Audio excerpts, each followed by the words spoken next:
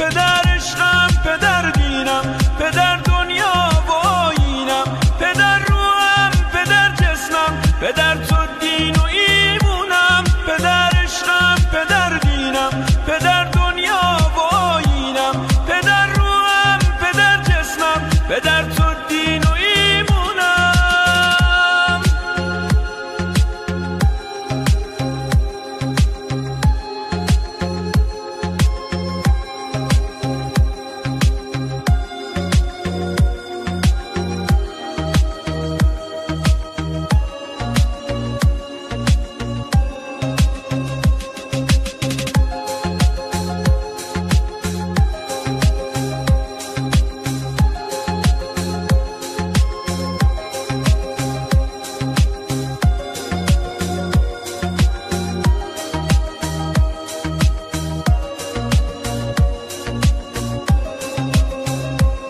پدر تنها ترین عشقه واسه روزای تنهایی.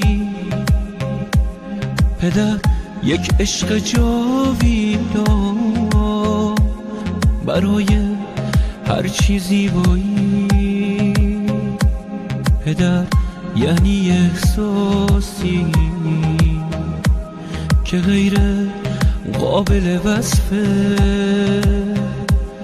پدر یعنی سکوتی که واسم زیباترین حرفه.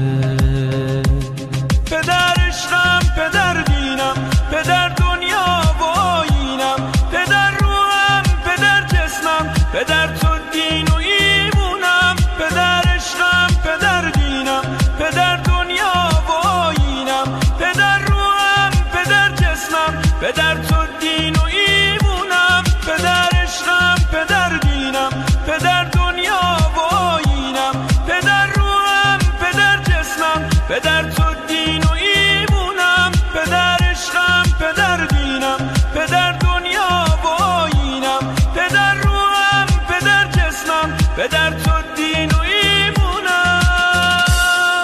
پدر عشقم، پدر دینم، پدر دنیا و آیینم، پدر روحم، پدر جسمم، پدر تو دین و ایمونم. پدر عشقم، پدر دینم، پدر دنیا و آیینم، پدر روحم، پدر جسمم، پدر